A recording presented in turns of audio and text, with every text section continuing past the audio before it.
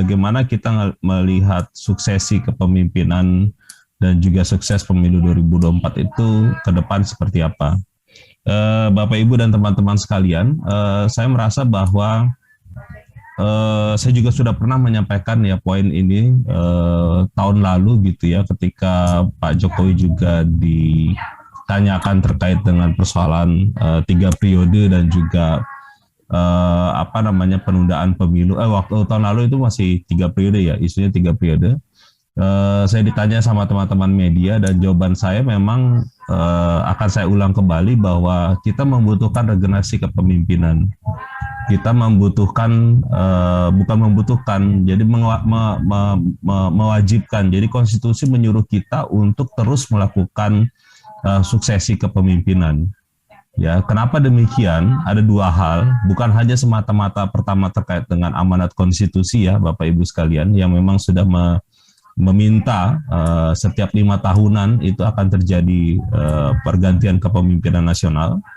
Ya, yang kedua, kalau kita bicara di dalam sebuah negara demokrasi, gitu ya, maka kemudian salah satu isu yang paling krusial dan paling penting untuk dijaga adalah terkait dengan suksesi kepemimpinan. Pemilu yang reguler, pemilu yang terus-menerus diadakan secara rutin, gitu ya, dengan siklus yang sama, gitu ya, setiap 5 tahunan itu menjadi penting. Jadi kalau kita masih punya komitmen, semua elemen bangsa Indonesia itu masih punya komitmen yang kuat terhadap pelaksanaan demokrasi di negara ini, maka kemudian menjadi sangat penting juga bagaimana kita menjaga pemilu itu agar tetap rutin, suksesi kepemimpinan itu bisa dilakukan secara baik setiap 5 tahunan dan diisi juga oleh orang-orang yang sebenarnya punya kemampuan dan kompetensi. Jadi itu ya catatan pertama saya, menurut saya menjadi sangat penting ya. Kalau memang kita punya komitmen yang kuat, komitmen yang tegas terkait dengan demokrasi Indonesia ke depan, maka kita harus bisa menjaga itu. Menjaga suksesi kepemimpinan, pemilu yang dilakukan secara reguler, terus-menerus gitu ya, sesuai dengan jadwal gitu ya. Ya, artinya kalau sesuai jadwal tidak ada itu pembicaraan soal tunda atau bahkan diperpanjang dan sebagainya.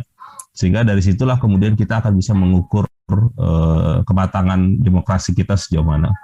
Memang kita harus akui juga kita pernah mengalami situasi godaan-godaan seperti ini. Kalau Bapak Ibu teman-teman sekalian ingat gitu ya, pada zaman Pak SBY di akhir masa jabatan juga pernah kita menghadapi situasi yang sama. Pak SBY juga digoda gitu ya untuk melanjutkan kepemimpinannya di periode yang sama. Bahkan kalau teman-teman dan ibu bapak sekalian juga perhatikan, almarhum Ibu Ani juga pernah digoda juga untuk melanjutkan kepemimpinan Pak SBY.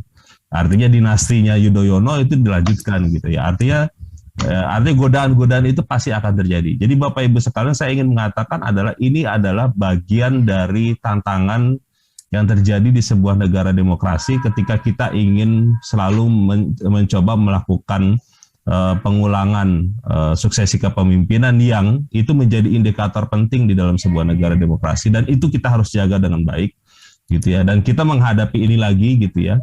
Jadi kalau kemarin itu Pak SBY itu satu siklus tersendiri selama 10 tahun, nah Pak Jokowi ini kan siklus kedua yang sedang terjadi dan digoda lagi gitu ya. Jadi sekarang kita bagaimana menjaganya itu, menjaga agar tetap kemudian reguler 5 tahunan, terus kemudian ada orang-orang baru yang berganti gitu dan mengisi kepemimpinan nasional itu. Itu poin utama dan poin penting yang perlu untuk kita pahami dan kita sikapi bersama ya, untuk merespon bagaimana isu penundaan dan juga 3 periode itu menurut saya untuk kita sudahi gitu ya. Nah, pertanyaannya kemudian adalah bagaimana kita bisa menjaga ini selama beberapa tahun ke depan, terutama menjelang sampai tahun 2024.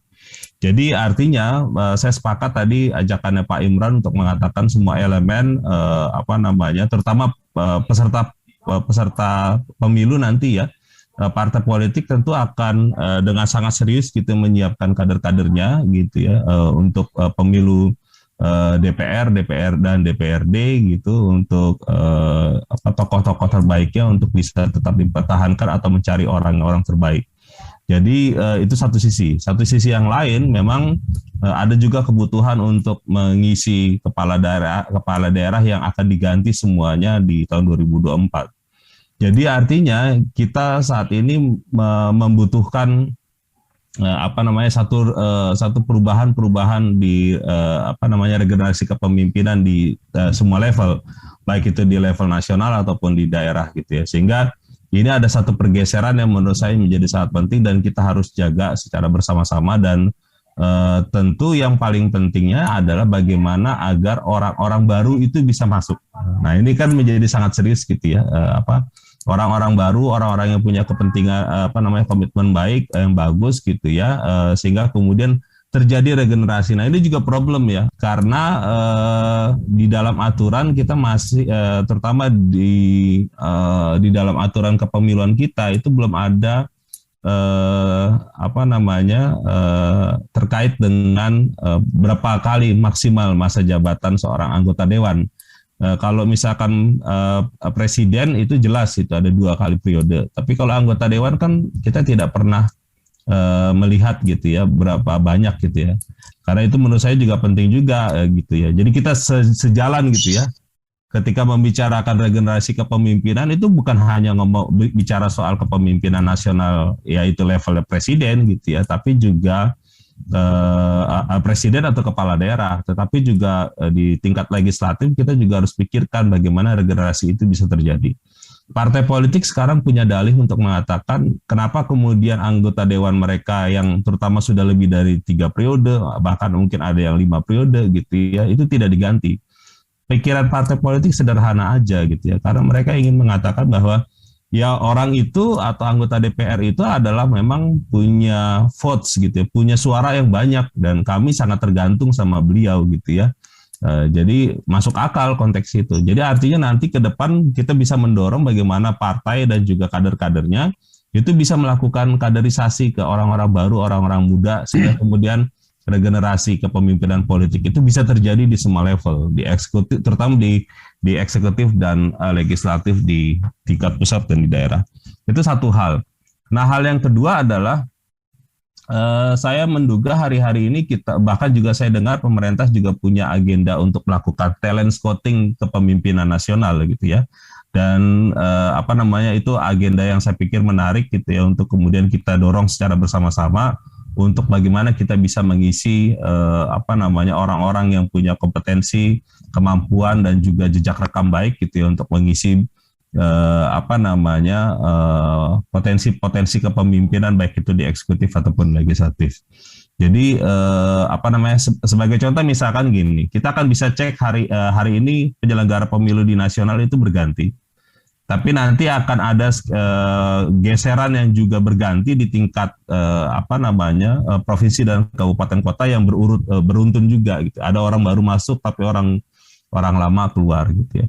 Nah, orang-orang yang lama itu mau diserap di bagian-bagian mana gitu ya, di dalam proses-proses yang mereka punya pengalaman dan pengetahuan yang luar biasa terkait dengan politik gitu ya, di level daerah gitu ya. Nah, itu juga mungkin ke depan kita harus berpikir bagaimana mengarahkan situasi itu gitu. Karena sebagian dari mereka itu adalah aktivis gitu ya, dan mereka juga bukan penyelenggara negara ASN gitu ya. Kalau penyelenggara ASN itu kan birokrasinya kan sudah tertata gitu ya, ada syarat-syarat yang harus dipenuhi. Tapi kalau seperti penyelenggara pemilu itu kan sebagian besar bukan latar belakangnya ASN. Itu yang menurut saya adalah kita bisa melihat potensinya ke depan. Nah, terus kemudian oleh karena itu nanti menurut saya yang juga perlu harus kita perhatikan dan jaga adalah terkait dengan penyelenggaraan pemilu tersebut. Jadi saya sebenarnya berharap dan punya keinginan juga untuk mengajak secara bersama-sama bahwa tentu yang disampaikan oleh Pak Imran itu kita harus jaga penyelenggara pemilu. Tentu nggak akan bisa sendiri ya, baik itu KPU, Bawaslu, DKPP dan juga pemerintah gitu ya. Ini tentu harus melibatkan banyak pihak termasuk masyarakat sipil. dengan peristiwa demonstrasi kemarin gitu ya yang dilakukan oleh mahasiswa dan juga beberapa peristiwa yang sebelum-sebelumnya, sebenarnya saya punya keyakinan bahwa terkait dengan begitu respon yang tinggi yang besar gitu ya dari publik terhadap isu penundaan pemilu itu perlu dijaga gitu ya. Jadi ini yang menjadi sisi positif yang saya sangat yakin gitu ya, kalau misalkan ini nanti terulang kembali ya entah kapan itu terjadi gitu, kita masih punya istilahnya buffer gitu ya untuk bisa melawan kembali agar tidak terulang kembali.